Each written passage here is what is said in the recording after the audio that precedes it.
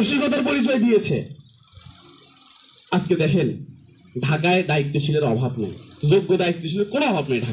ঢাকায় একটা ইউনিটের সভাপতি সেক্রেটারি রোকন, সেখানে একটা ইউনিটে যদি 20 জন লোক থাকে দেখা যায় 5 জন রোকন। আর আমার জামাত ইসলামের একটা ইউনিয়ন সভাপতি রোকন। এরকম ইউনিয়ন অসংখ্য আছে না প্রিয় ভাইয়েরা?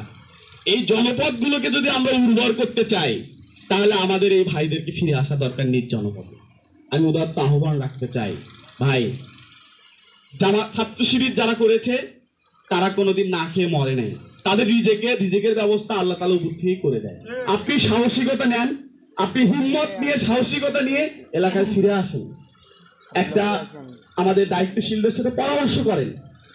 তারা হয়তো বা জানি না অর্থনৈতিকভাবে আপনাকে সহযোগিতা করতে পারবে না, কেননা আমাদের গাইবান্ধা জেলার আর্থসামাজিক অবস্থা আমরা জানি, কিন্তু একটা হয়তো ভালো পরামর্শ দিতে পারবে।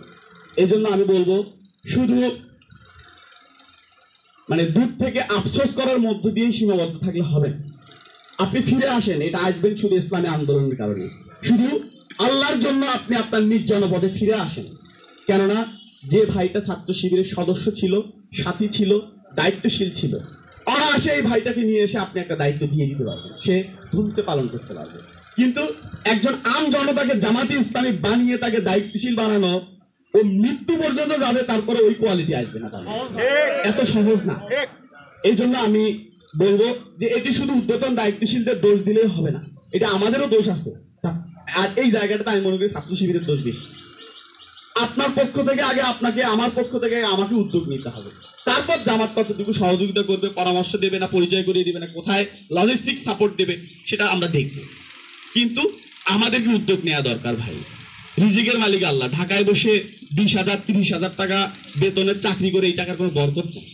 দেখবেন যারা আজ থেকে 10 বছর হলো চাকরি করেন, এখনো যদি বাড়ি ফিরে আসতে চান, দেখবেন আবার নতুন করে আপনাকে জিরো থেকে শুরু করতে হবে। কিন্তু ওই 10 বছর আগে যদি এলাকায় শুরু করতেন, আজকে আপনি এস্টাবলিশড হয়ে যেতেন। এই জন্য বলবো, ঢাকায় থেকে কোনো লাভ নাই, আপনি ফিরে আসেন, এখানে আসেন।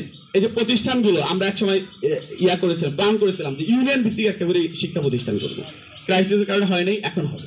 আপনারা আসেন, প্রতিষ্ঠান দেন, আপনারা আসেন, একটা গরুর খামার দেন, আপনারা আসেন, একটা মুরগির খামার দেন। সুন্দরগঞ্জের মানুষগুলো কোটি কোটি টাকা ইনকাম করে মুরগির খামার দিয়ে। আপনার মতো চাকরিজীবীর টাইম আছে ওখানে? কোনো টাইম নেই।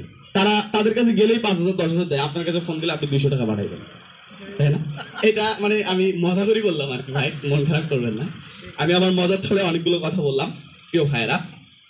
এজন্যই আমি আপনাদের কাছে বারবার অনুরোধ রাখতে চাই, বিনীত অনুরোধ রাখতে চাই, আসুন যারা সরকারি চাকরি আমরা করি না, বেসরকারি চাকরি করি, কোম্পানিতে জব করি, নিজ জনপদে ফিরে আসুন, নিজ জনপদকে উর্বর করুন।